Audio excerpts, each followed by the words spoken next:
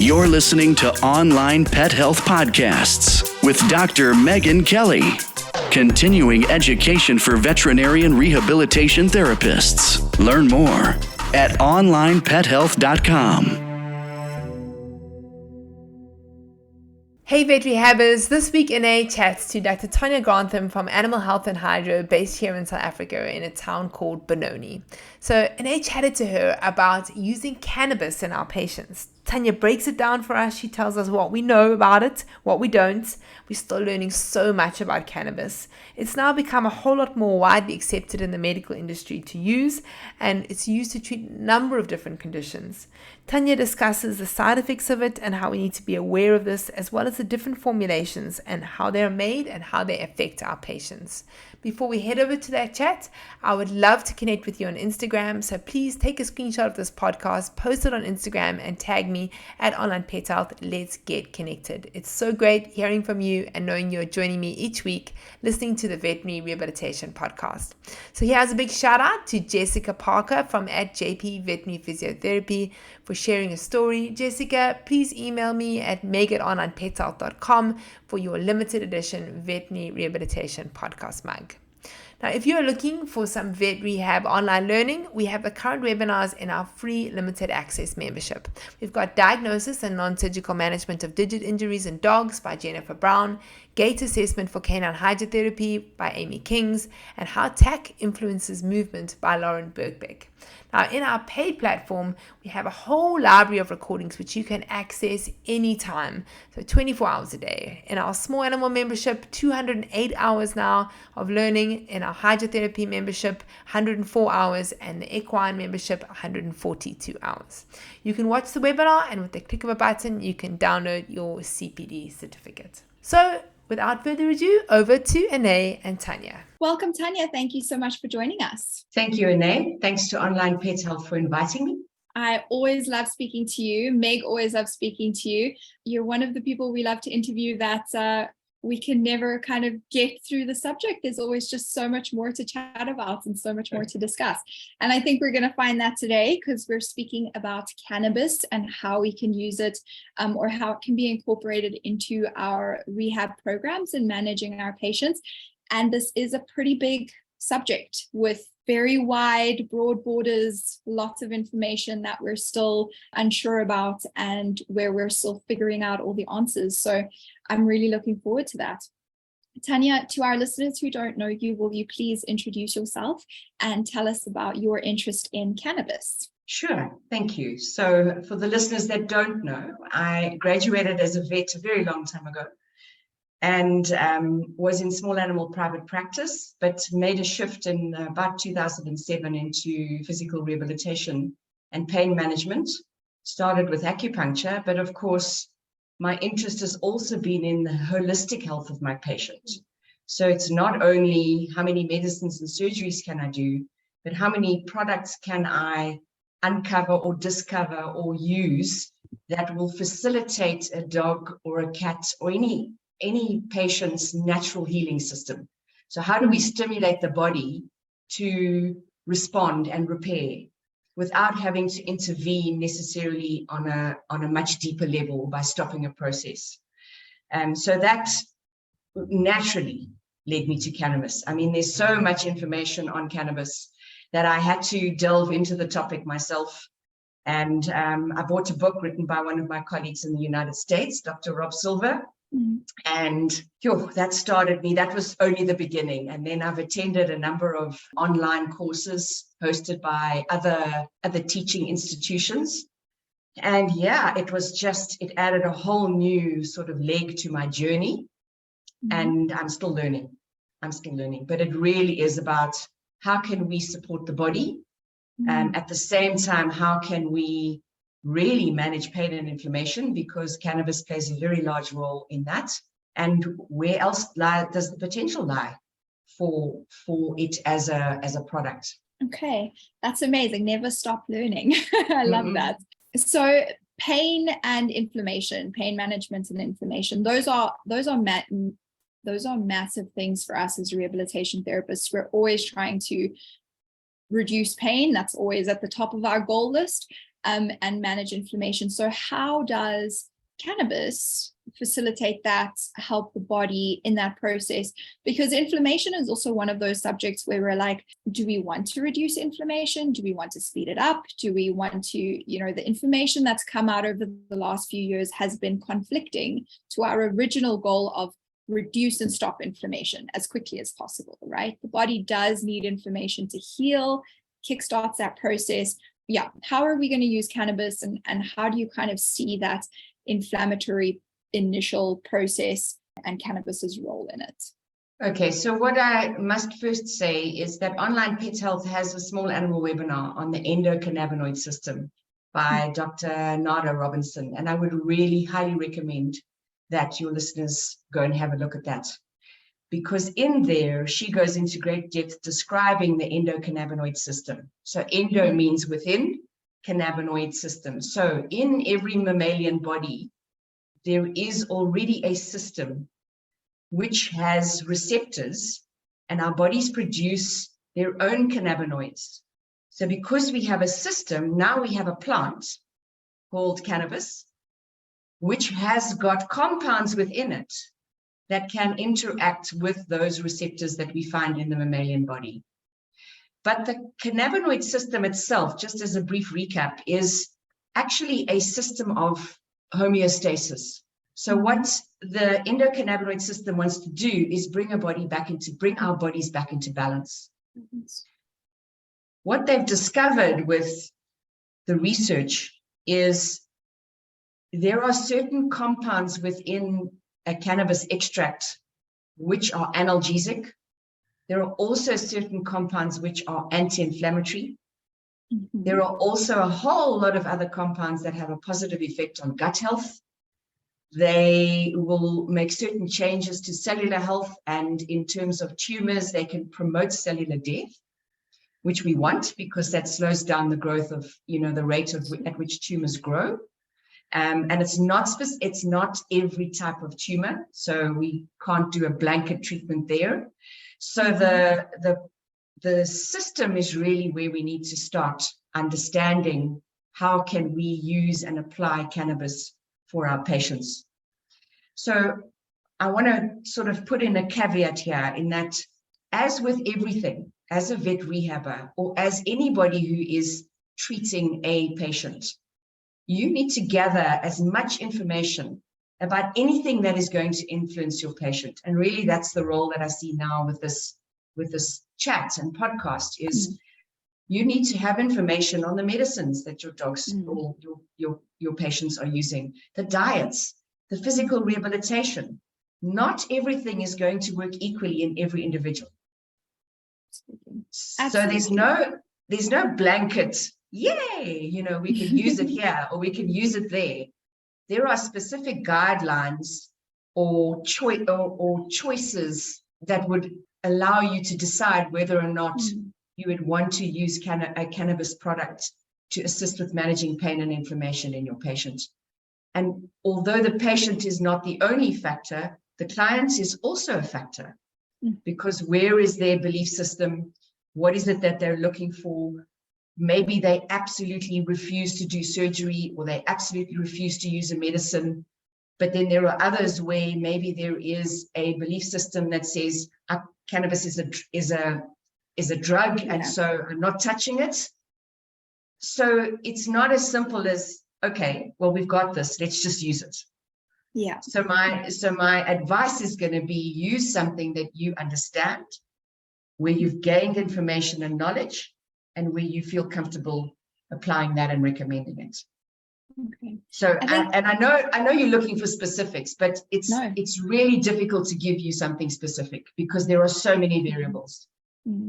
Yeah, and I don't think we have enough information yet, right, to be able to say, like you say, there are so many compounds within cannabis, and they're doing different things. They have different roles within the body, and until we really understand that, how do we get specific about saying this is what you're going to use for that, and that's what you're going to use for that? So we're just starting to scratch the tip of the iceberg. It's very exciting.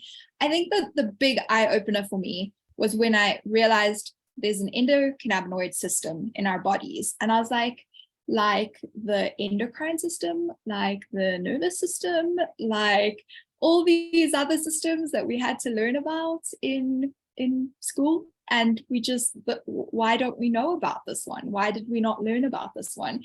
So that's really exciting to me, that we're starting to recognize the system. And if this is a system that we're just coming to understand and recognize in recent years, what else are we missing in our bodies to be able to work with them holistically as a whole, bringing them back into balance? So I really like that. And I like the idea that using that endocannabinoid system is bringing the body back to balance that you mentioned. So I think that's also really, really exciting. So if we're thinking about all those different compounds and the different ways that we could be giving this to our patients, I think that comes down to the different forms of cannabis, right? So if we're recommending something that's an oil, or that's edible, or that's we're smoking, they're all going to have a different way of entering the body and a different way of impacting the body, and different compounds are going to kind of primarily have an effect there. So how do we know which forms we want to tend towards for our patients? And maybe we should just keep it simple and say, if we're thinking about pain management, so we're thinking about chronic pain management cases where we want to add something, another layer of pain control, what are we going to lean towards in terms of what form of cannabis we recommend to our clients? Okay, yeah, good questions. And as with everything, I have some very strong opinions. So my strong opinion is going to come through here in terms of what I believe we should be thinking about using. First of all, I want to say that there is this idea that because it's natural, because something is natural, it's not harmful. Okay, but we do get toxic plants. So let's just be mindful that cannabis can have side effects, and it does have side effects depending on what you choose to use and how you choose to use it. Okay, so all right, so let's move into the forms of cannabis that are mostly available, aside from the formulations that you'll find them in. So you spoke about there's sprays and there's oils and there's, inhalations and all of that. That aside, the very basic is that we have available to us usually either a CBD isolate, which is CBD is an abbreviation for cannabidiol. And cannabidiol is one of the 500 molecules that you'll find in a cannabis extract. Okay, so what they've done is they've said this molecule has certain attributes, and we know that it will bring certain responses in the body. And so now it's starting to be used literally as a drug. Okay, so when we look at aspirin, it came from a particular plant, bark, and we got salicylic acid, and we removed that from the plant, and we isolated it, and we use it as aspirin.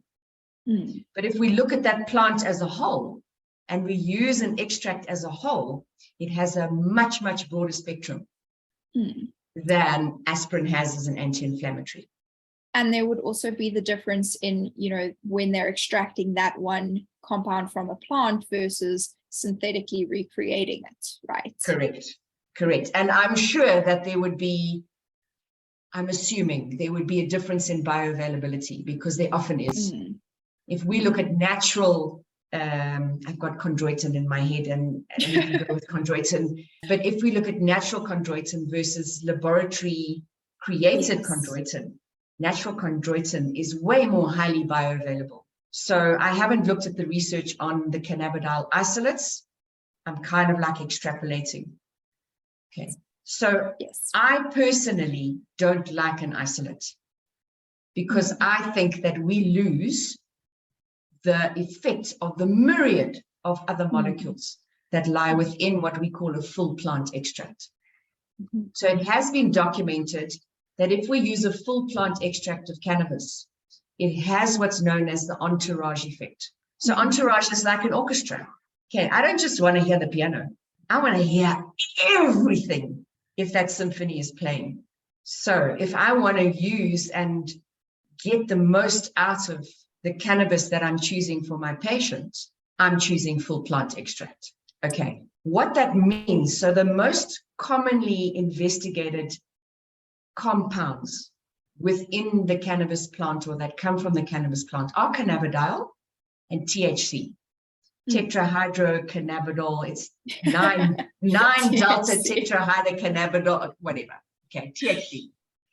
That is the psychoactive component of a cannabis extract. And it's had a bad rap because it actually has a tremendous ability to reduce pain. So CBD does reduce pain, but it's an anti-inflammatory, amongst other things. THC is more analgesic. Okay, and they work on different pathways, which is another whole discussion, the pain pathways within the body.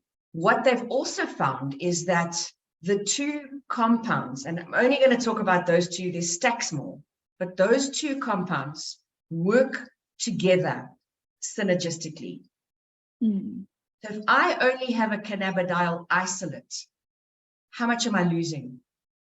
And how much less effective is the treatment for my patient?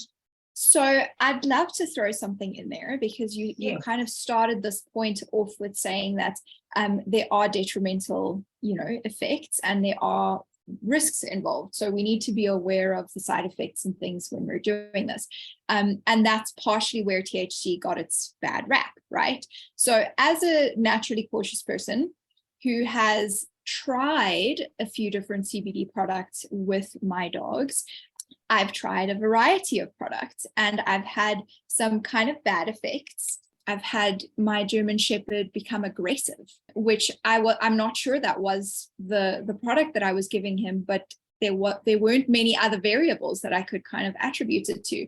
I've had dogs become extremely sleepy, and then I just wonder, well, what is going on here, right? So in those kinds of scenarios, then I would tend towards saying, okay, well, let's go towards a CBD isolate because it's a little bit safer and I don't have to worry about as much about getting the dose correct and about the side effects. So what would you to say to my very cautious brain who says, I don't necessarily want to take the chance with adding in even a little bit of THC if I'm having side effects?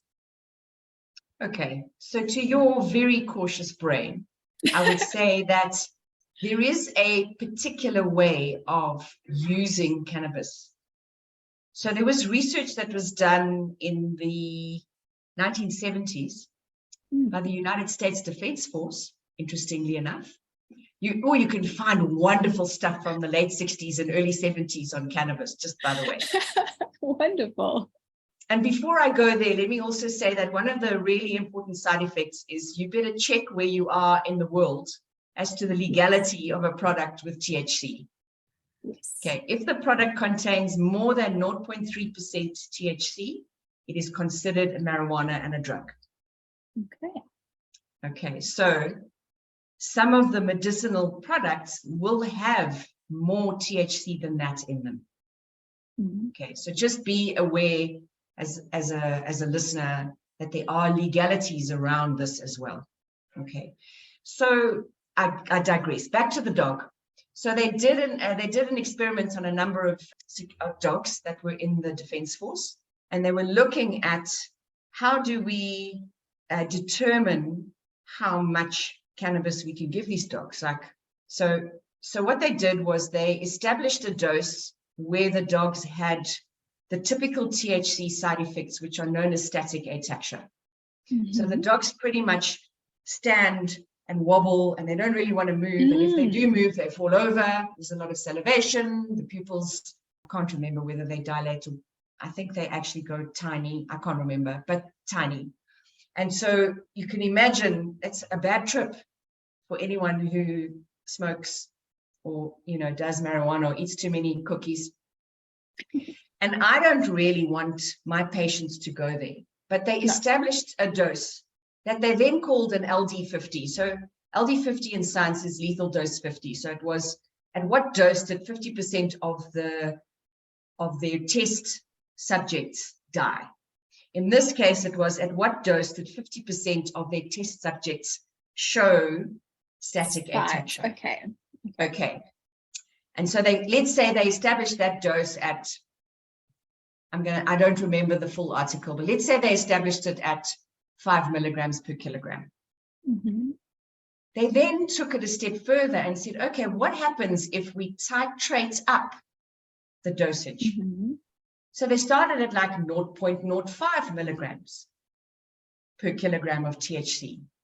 And they worked it up and they worked it up and they worked it up until eventually they were able to give these dogs about 50 times more than the original LD50. Okay. So you can desensitize a patient to the side effects of THC. Okay. So the first thing I would say to you is somebody needs to advise you on how to dose your dog. Good idea. Okay. I completely acknowledge that I was probably doing it wrong. Yes. Okay. The second thing I would say to you is that, as with medicines, cannabis is not for every dog or for every cat. And so if you do get a side effect that is unacceptable to you as the pet parent, then we don't use cannabis. Mm. Okay, you can have 3 dogs in your household and one of them is aggressive and the rest are fine. Yes. Okay, and the sleepiness is not only a side effect of the THC, you will get it with CBD as well. Okay. So it depends on how you structure your dosage regime. Okay. That was very good. I think it's like we never talk about the bad stuff with stuff like this. We avoid the things that go wrong and we're like, oh, it's so great. And we have one bad experience and we go, I'm never touching it again. Yeah. Yes. Okay. So that's actually what I'm going to say. Okay.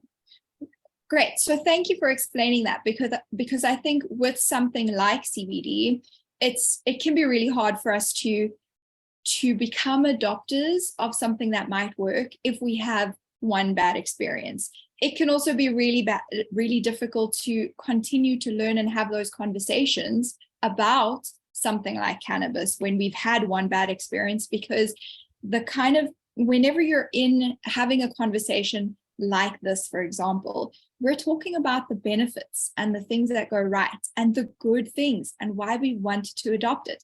And so it always feels like the conversation is biased in that direction already. So I'm actually glad I brought up my not so great experiences when I initially tried the products a number of years ago, because they were inhibitory to me, continuing to investigate and learn about this product. Even though I'm excited, even though I think that there is a place for it, I'm far more cautious now in terms of, do I want to use it or don't I want to use it? And how much effort do I want to put into learning about it? So I love that you brought up that we need to be aware of the side effects and how we can deal with them.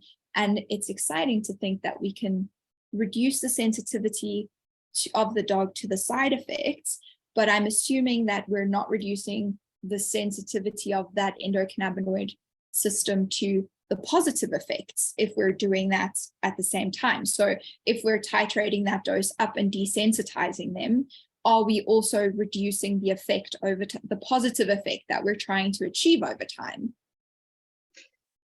Absolutely not.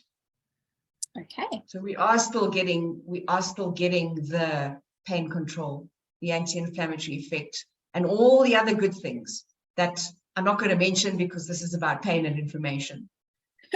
Pain and inflammation, keeping it simple. Okay, great. So if you were to give some advice to the vet rehabbers listening who have never used CBD or have had a bad experience like I have, what would you recommend they do to learn more, to understand better? Where should they go, as you say, for that dosage advice, how to kind of introduce these products to their patients, where to get the information on the quality of the product? Because we kind of know that we want to have an analysis of what's in the product. Where do we get that analysis? How do we go about saying to a supplier, hey, that's what I want. I need that breakdown from a reputable where. How do we do that? Yeah, great questions, Ane. Great. So I think I've already covered the first thing, but I'm going to repeat it. As a vet rehabber, inform yourself. You know, do the research, look at the webinars, listen to the podcasts, phone the vets, phone whoever, consult with me. Like, I've taken this on because I think it's an amazing product. I also think that if cannabis was not a banned substance, I think it should actually be a prescription medicine, because there can be contraindications with medicines that your patients may already be taking. And that's not really within the jurisdiction of a vet rehabber. Okay, so we need to be cognizant that there are not just side effects, but it can also interact with other medications that the patient may be taking. So for me, I feel that a vet is go-to, but vets are also not as well informed as they should be. Yeah. Okay. So how far are we actually, Tanya, from having a better understanding of not just the regulation of the product, as you say, like when does it get to switch over into this is medicine and it's going to be treated as and regulated as medicine, and also understanding the different drug interactions, because that would be a massive step forward if we could just have this regulated. Yeah. Would it be a step forward if we can have it regulated? I think it would be a huge step forward. So if I can digress a little bit now into the South African market, is that the products that you can buy off the shelf at a pharmacy are all CBD isolates. And many of them are gray products. So a gray product is a product that doesn't have the analysis or the stringent testing that you're asking me about. And if I go to Dis-Chem and say, I want the analysis for this, they're going to laugh at me. Yes. And also we've got, and I think this is worldwide, we have a whole lot of people that are producing products in their kitchen. Oh, yes. And they're not testing them. So we don't know. I mean, here's another thing that you need to be cautious of. Cannabis cleans up the environment, the plant cleans up the environment. So if you have a soil that is riddled with pesticides and actually has a heavy metal burden, that plant is going to absorb the pesticides and the heavy metals. It's susceptible to fungi. You then extract the oil from that plant and you extract all of those things along with your extraction. And then you think that you are giving your grandmother a safe product. Meantime, you're poisoning her with heavy metals. Yeah. Okay. And my advice would be that whichever company is manufacturing it, you need to be able to ask for that analysis.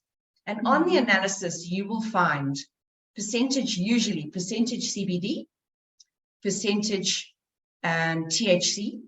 You might not have those, you might find active compounds with a percentage. But that would not be only those two, CBG, THCA, is a lot of other compounds that then get thrown into the mix that become your active components. You also want to look for, are there pesticides or are there contaminants? Pesticides, fungi, and heavy metals. Okay. And that testing costs money, which means then that the price of the product goes up. Okay. Which I think, in South Africa, price can be quite an inhibiting factor on these products. They can be very expensive. So as a veterinarian, I am now able to apply for a Section 21 permit for a bona fide patient to request. It's an imported cannabis because they've got all the certificates and the farms are in, it's coming in South Africa, but there's lots of hoops to jump through. So we can get an imported full plant extract in different ratios, depending on what's needed. And as a vet, I write a letter of motivation that goes forward.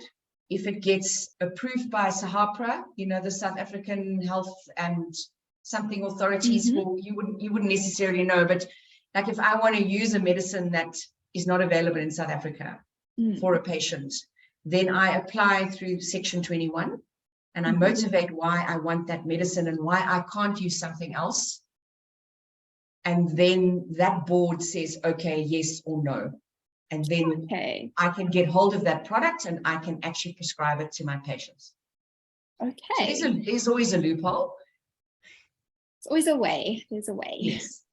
Yes. But we are finding that some of the CBD isolates that are for sale actually have more THC in them than supposedly. And so we are seeing the side effects that are normally associated with THC with the CBD isolates. And that's a great product. Wonderful. Wonderful. Just that part is quite off-putting to me. I want things to be easy. I can make a recommendation. It doesn't have to be complicated. But there is, like you say, there is always a way. And in some cases, it's worth it. It's worth it to put in the extra efforts and to find that way forward, because it is at the end of the day about supporting our patients and supporting our clients to their benefits so that they can have the best quality of life possible. So, Tanya, in terms of determining a dosage, I think this is it's not the most difficult, but it's the part where we get stuck is, do I give 1 drop, 2 drops? Does it depend? It completely depends on the product, right? So how are you determining that? Is that something that you're just going to be working out together with the supplier, the product that you're using? How do we look at that? Okay, so the way I'm approaching that at the moment is, if a client comes to me and they have purchased an isolate, I want to see the label. And on the label, so it's normally a little bottle and it's got a dropper and it says, however many drops for a small dog or a medium dog or a large dog, very inaccurate. And what you will see is that bottle may say 200 milligrams. Okay. And my question has always been, is that 200 milligrams per mil? Is it 200 milligrams per 5 mil? But it's actually 200 milligrams in that bottle. In the bottle. Okay. Okay. And that has to do with legislation here in South Africa. So it might be different elsewhere in the world. And then you need to research with the veterinarians or the pharmacist or wherever you might find yourself in the world. Okay. Then we do have a dosage. We have a CBD dosage. We also have a THC dosage, but it varies. So it can vary. So for cats, it's as low as 0.05 milligrams per kilogram. Okay. Up to 2 milligrams per kilogram. Oh my goodness. Yeah. Okay. Okay. And so in dogs, 0.5 milligrams per kilogram, up to 5 milligrams per kilogram. That is a huge spectrum. Variation. Yeah. So here's my advice. You do want to know how much your client is giving the dog. If he's giving the dog 5 mils, how much can you expect from a total milligram perspective to be in there? But rather, if we're talking, whether we're talking isolates or we're talking full plant extract, not to view it as a medicine, because with a medicine, we look at paracetamol, 10 milligrams per kilogram, boom, and that's what we give. But I said earlier in the podcast that every dog is going to respond differently, and we need to titrate up. So I always say, we need to drop this idea of, I need to give a dose. Okay. What I need to do is I need to find the minimum effective dose. Okay. And I do that by starting low and working my way up. Okay. So how if you have a little oil dropper, and you want to start low and titrate up, how do you do that? Because you have a dropper with a drop. Are you giving less than that drop? How do you split that drop? How do you know how much you're giving in a drop? So for those CBD isolates, I wouldn't try to split the drop because they're fairly dilute. Okay.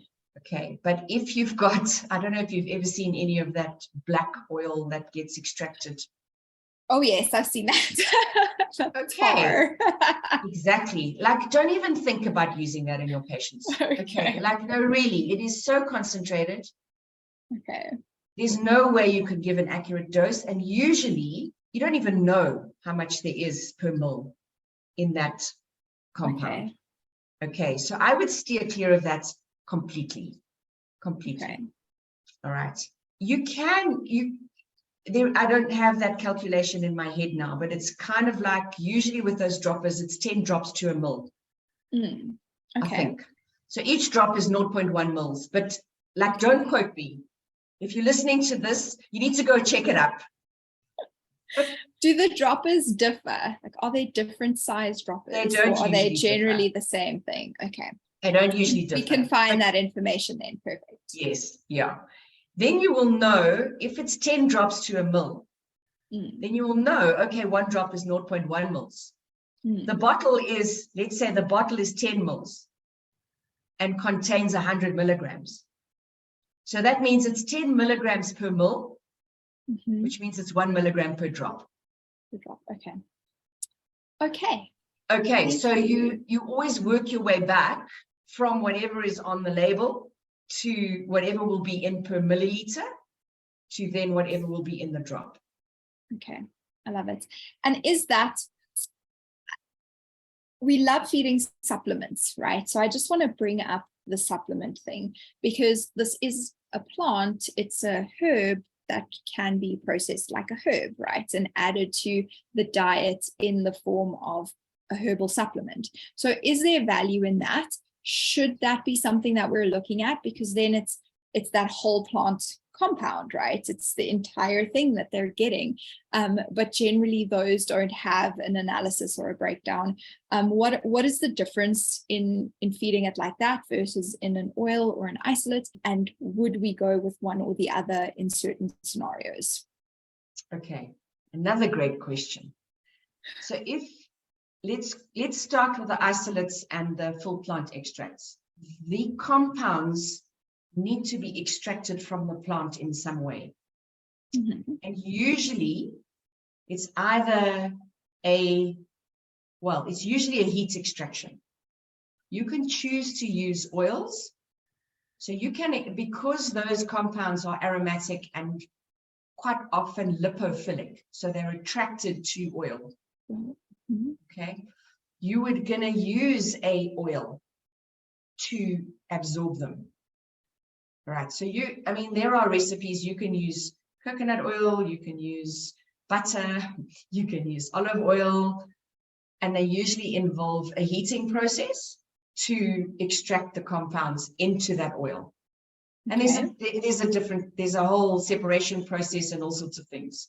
In the heating process, if you go over a certain degree centigrade, you will activate the THCA and the acid into its psychoactive component. And that's why when you smoke it, you're heating it. Okay. Woo! I'm going to head off. Okay. The other way of extracting is with alcohol, and it's a distillation process. So you distill it through the alcohol. There's also a heat component, and the alcohol extracts those compounds from the plant. Because they are concentrated, in whether you're using a CBD isolate or whether you're using a full plant extract, because they are concentrated, they will have a bigger effect, or they will be more effective. Right. If you're feeding plant and you want to put it in a smoothie, okay, so you've got this plant growing on your balcony and you want to pick the leaves, you really are just supplementing from a health perspective. Okay. Okay, and So because all of those high CBDs and high THCs and those compounds that you want actually lie in the female plant, in the bud. Mm-hmm. So when they make these products, and even when you're growing it for smoking or for recreational purposes, you are not harvesting the leaves, actually. You are harvesting the bud. And the bud is what gives you huge, like incredible concentrations of those compounds that you want. I do think, though, that if we put it in a smoothie, it still has health benefits. It's like, oh, why do we eat wheat germ? Or why do we do sprouts and eat them? Because they're healthy. Yeah. Okay, but you wouldn't necessarily get the same pain management or anti-inflammatory effect. Okay. Because it's not as concentrated. Okay. That I makes like sense. that. Yeah. Yes. No, of course. Of course it makes sense. And I think, it's a tricky one, because my mind wants to say, on one hand, we have the system within our bodies. How would we naturally be getting that in? We would be consuming it, right? So there must be a way for our digestive systems to be able to break down and extract those compounds or not. And we think about a lot of people talk about when horses are grazing, they will kind of self-medicate if they have access to certain herbs and medicinal plants. So it's always those kinds of thoughts in my mind. If we give the horses access to these plants, if we give our dogs access to these plants, are they going to consume them? Won't they consume them? Will they sniff them, smell them, eat them, lick them? What will they do with them in their kind of natural state? And will there be a benefit to that? Because we are, by extracting and distilling and processing and heating, changing something, right? We're concentrating, we are concentrating those compounds, but like you said, we are also in some ways changing them to have a different or a heightened effect. So it's always that thought in my mind, is that more natural or is this more natural? And why the one or the other? So this has been a very interesting conversation. And I do love speaking about this subject, because I think there's so much to know, and there's so many still questions that we don't have clear answers to. And that's always exciting, because there's more research being done, regulations are changing and upgrading and moving forward. And it's really exciting to be pushing those boundaries forward so that we can help our patients more and more going forward. Tanya, is there anything else you would like to add before we end off today? Nothing I would like to add, except to say thank you very much for hosting me again. And absolutely, yeah, I don't know whether you share email addresses or contacts, but I'm very happy to answer questions in this regard. Absolutely. I'm not an expert, but it's a very, very special interest. I've done lots of reading and learning and research. I don't have all the answers, but from basic guidelines, I should be able to guide most vet rehabbers through a process of if this, then that, or what do I do? Fantastic. So would you like to share your email address with us? And then we will also put it in the show notes so that you guys can click on that. But if you're listening in your car, maybe they can remember. Sure. So you can reach me on Dr. Tanya, that's DRTANYA, at ahah.co.za. Or you can, if it's easier to remember, Google Cannabis Clinics. I'm listed there as a consultant, and my details are all there as well. Fantastic. Thank you. We're going to put all of that in the show notes as well and share it with you guys. And I don't know if our listeners feel the same, but I think we are definitely going to need to have a webinar with you, Tanya, where you can go into great detail on all of these different components and aspects. Thank you for sharing your knowledge today. It's really been wonderful chatting with you. Thanks, Anae. Likewise. Be well. Right. Bye. If you enjoyed this podcast, please hit the subscribe button so you get notified every time I load a new podcast. I'm here every week talking to vet rehab therapists from all over the world about all things vet rehab. Now, don't forget to bookmark our next Vet Rehab Summit. This is on Friday the 10th and Saturday the 11th of November. Come and be a part of the world's largest online veterinary rehabilitation conference created specifically for you, the Vet Rehabber community. Online Pet Health members, you get VIP complimentary access to the Vet Rehab Summit. For more information about continuing education for vet rehabbers, you can go to onlinepethealth.com.